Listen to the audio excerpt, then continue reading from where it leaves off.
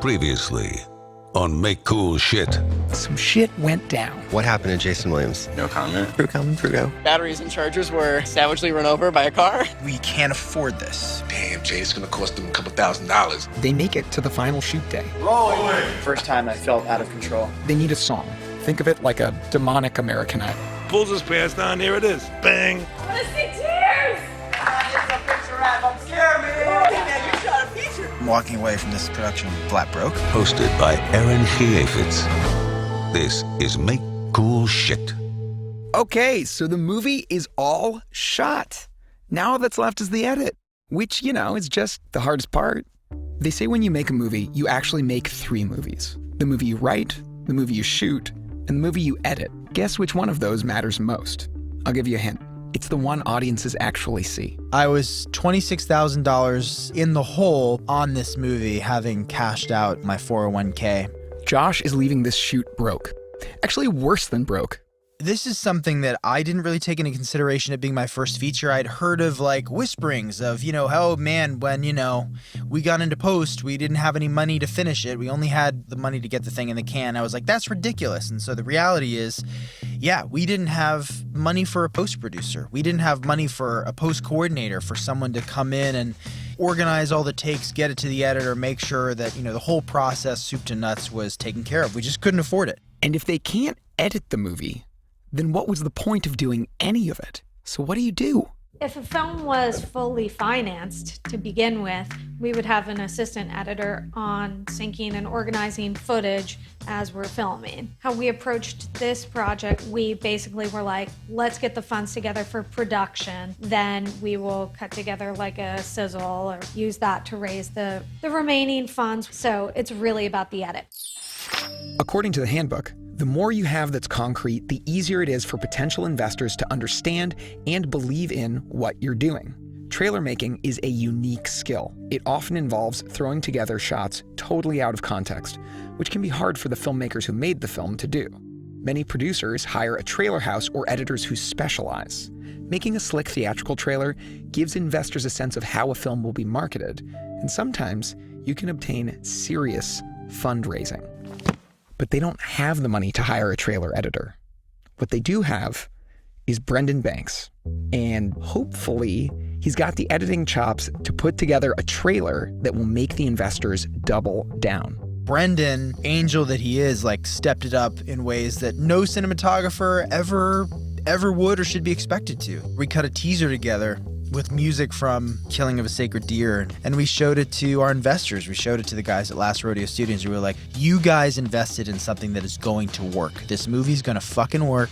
This teaser is rad. Can you please give us that credit card, Daddy? Well, we just helped bridge a gap at the end to finish up what a lot of folks have been working on for a long time. That's Steve Stodgehill of Last Rodeo Studios. And it was really actually satisfying to do that, to be able to make this project happen and to let Josh actually execute his vision to the proper extent that he needed to. And that's one of his partners, Eamon Downey. And it convinced them to greenlight us another, $70,000, I want to say. They basically gave us the money to put this thing over the edge. So now Josh's baby, everything he's worked for, is going to be put in the hands of whoever they decide is going to be the editor.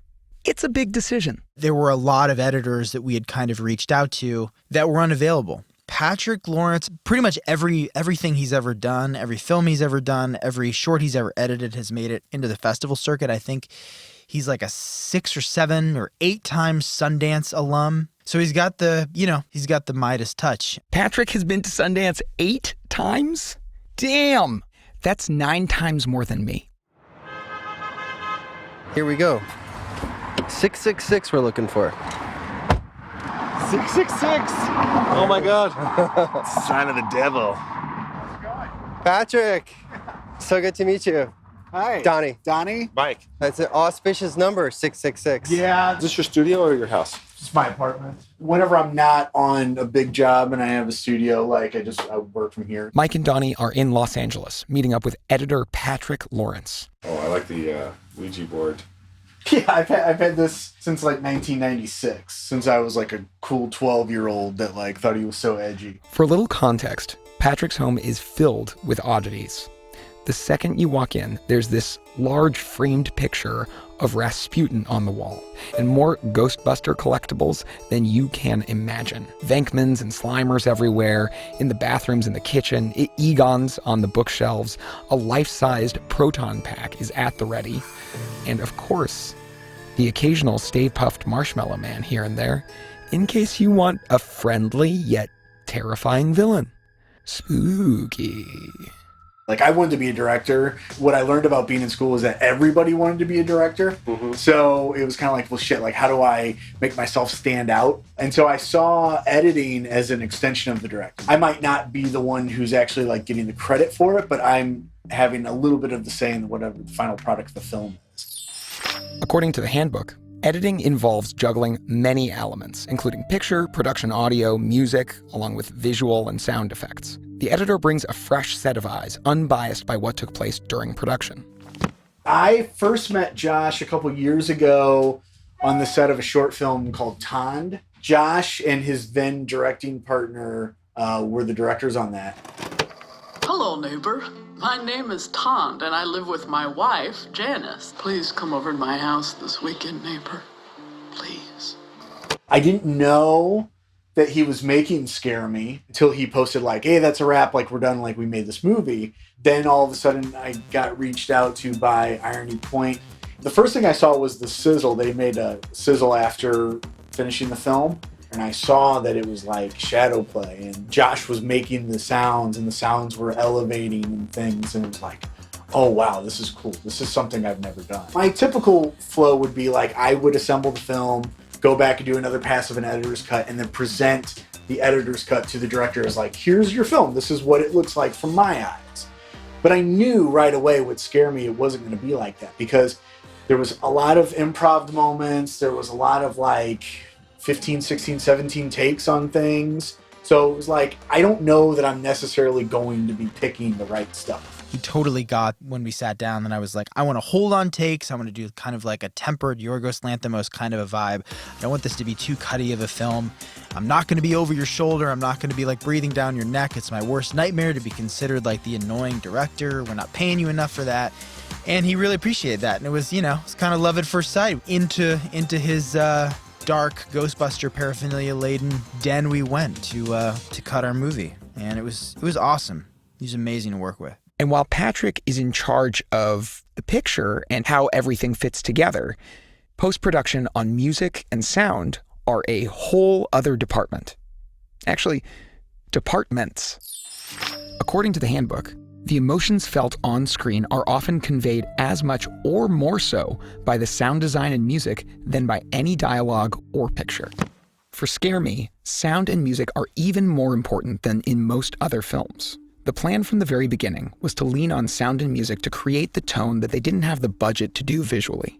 The more committed they get to the scary stories, the more they hear the werewolf creaking up the stairs, thumping in the hallway, the gun that they're loading silver bullets with and pointing it at. Knife coming out of the sheath. Knife coming out of the sheath. So it is like, it's the kind of thing where Quentin Tarantino gives first billing to a makeup artist. The first billing would go to a sound designer on this movie. Here we are at Great City Post, a full-service audio post-production house for TV, film, and commercials, responsible for sonifying shows like Inside Amy Schumer, Comedians in Cars Getting Coffee, and the Transparent musical finale.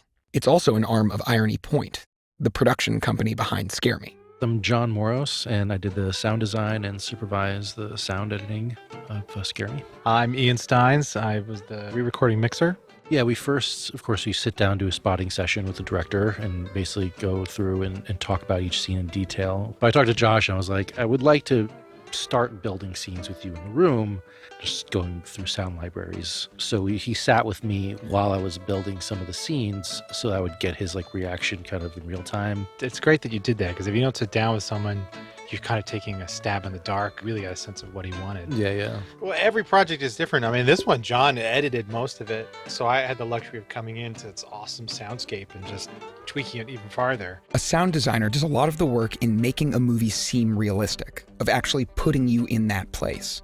A sound mixer enhances those sounds and finds a contextual balance. All the little noises that you don't think about when you're watching a movie. Someone putting down a glass, somebody opening a door, all of that. If they weren't there, it would feel eerie and weird and fake. The thing that really got me to see it for what it is like I watched the commentary for the movie Seven, David Fincher film, and you can actually watch the M&E for the movie. Just the music and effects without the dialogue. And then it has the commentary from Aaron Kheifets, the sound designer. I saw like how you can actually build a world with the sound, like all the rain and the car buys and like the subjective noises of like hearing a dog bark at a certain time or like a person yelling in the street at a certain moment in the scene that like gives the audience a feeling that they're unaware of. I was like, oh, that is super cool. I want to do that. Here's a good example. He starts telling a story and it slowly builds up. Yeah, so like what he's like doing the werewolf voice, it's like it starts off with being him naturally, then like at the last moment of his natural growl it turns into the processed wolf's noises. He starts lumbering up the stairs like... Show me that lumber. Breathe like a werewolf. Breathe. They couldn't actually make the main character Fred into a werewolf, but by using shadow and sound, they're trying to make his werewolf story seep into the base reality of the cabin. Now she's in it. Holy fuck, that's fucking scary. See? I can be scary. And as we mentioned last time, music is a huge deal. So for the original score, Josh is going back to the composers of that original demonic disco song he loved so much, Chris and Phil, Elegant 2. I'm working with Chris Maxwell, our composer, tomorrow to do spotting, and a big conversation I'm going to have with him is all the temp music I've pulled in is from movies like Poltergeist to give it that kind of nostalgic feeling. Once picture is locked, the composer will sit with the director, grab a notepad, and begin a spotting session. According to the handbook, this process includes examining every scene to determine whether a certain feeling or quality of sound is desired. In this case, Josh and Chris are making original music. I'm hooked.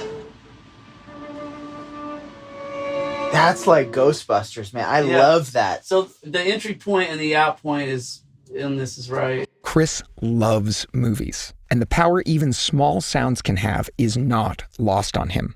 Just listen to the way he talks about the soundtrack from Jaws. There was like an ocean you're staring at, and it's absolutely not scary at all.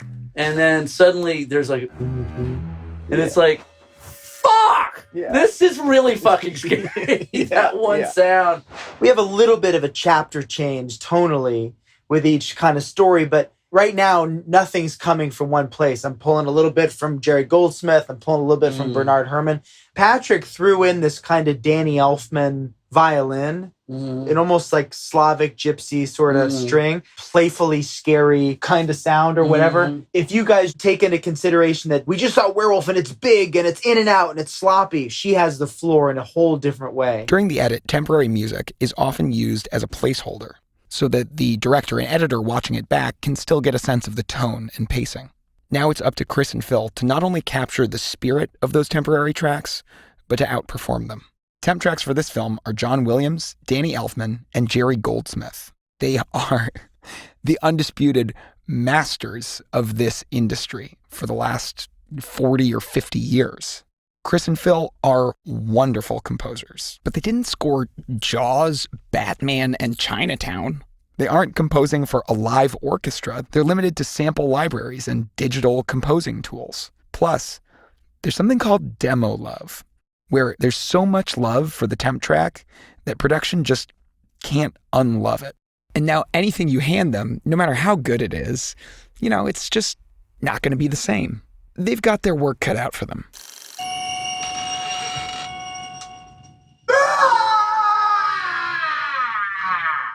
Forgive my misusing of any terms, but you could end it on an up glide, like on an up note. Right. Wow. So it sort of volleys him. Really goes right up to the moment. Even though Josh doesn't speak in the same musical terms as Chris and Phil, they all understand storytelling. They're speaking in the language not of music, but of creating moments. The best idea translates. The soundtrack follows his lack of momentum. Right. So, how do you construct that moment? Here they're working on one where Josh's character is telling a scary story. The music, it's got to do all the work of a horror score, but then turn on a dime for comedic effect. We already established a little bit of a sound palette with the string stuff. As he's telling the story, the tension builds. And it builds. And it builds. Until his story falls totally flat. Because the character's kind of a doof. The world's like...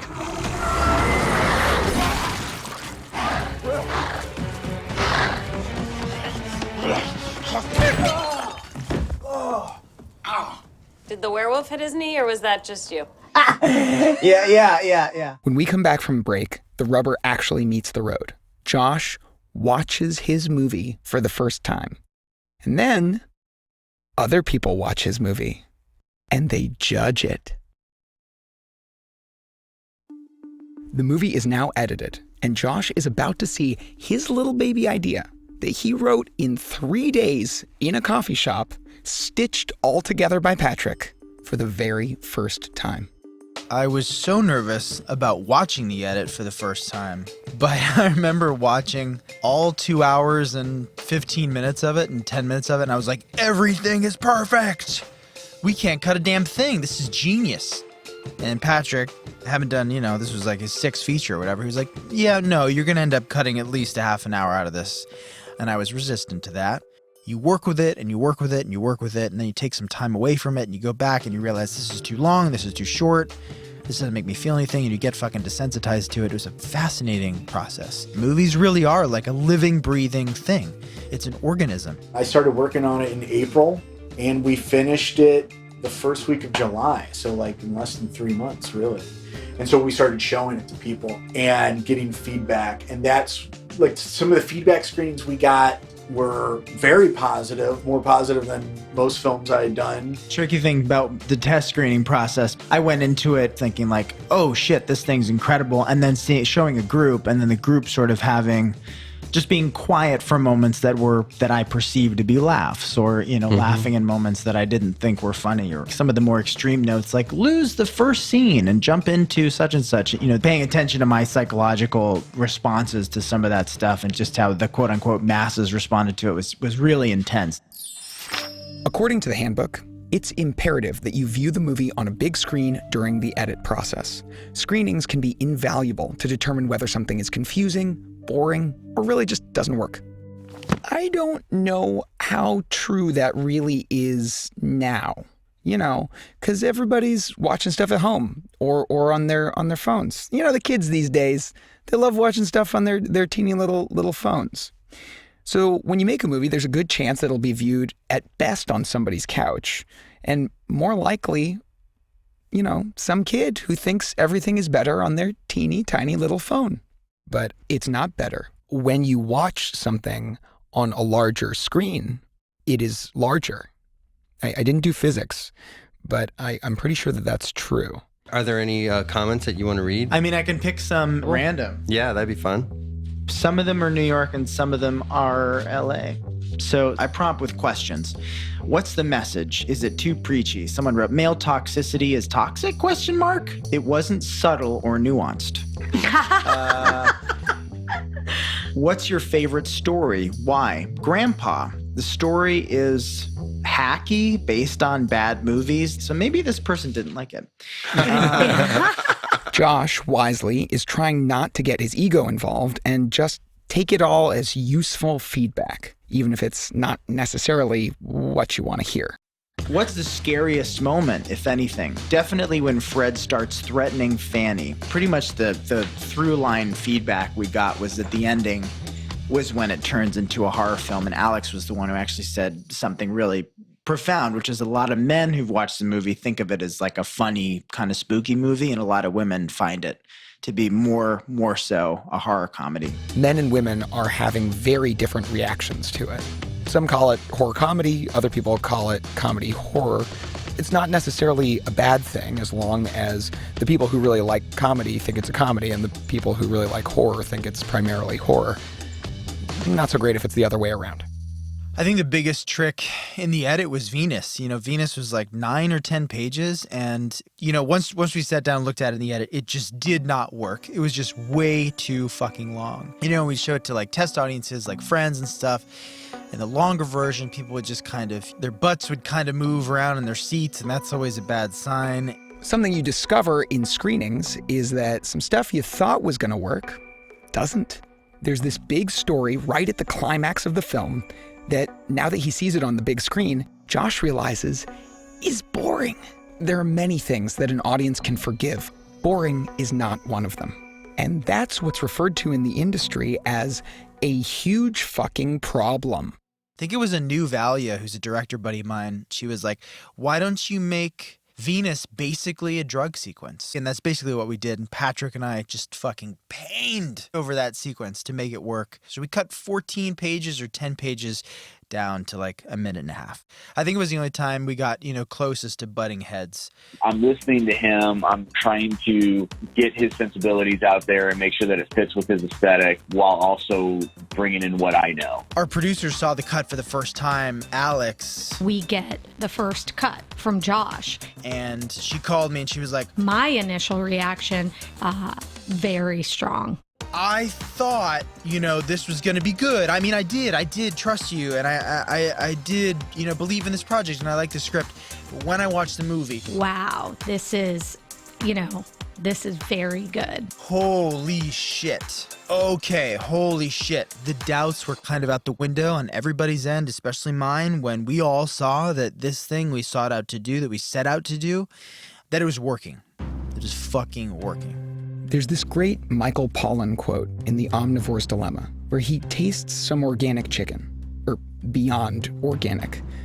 This chicken has lived a perfect, happy little chicken life in the great chicken outdoors doing, chicken yoga or whatever. He essentially says that chicken tastes chickenier. It's more itself. A lot of great things are like that. The things that stick with you and say something and are really distinct from everything else. And it sounds like Josh has made really chickeny chicken. Next time on Make Cool Shit, they submit Scare Me to festivals and to distributors. Not just like their friends and family and like, hey, great job, don't you like me and the stuff I make? But strangers who have money, strangers who will either put this film in a festival or not. Strangers who will either purchase this film to put it in theaters or not.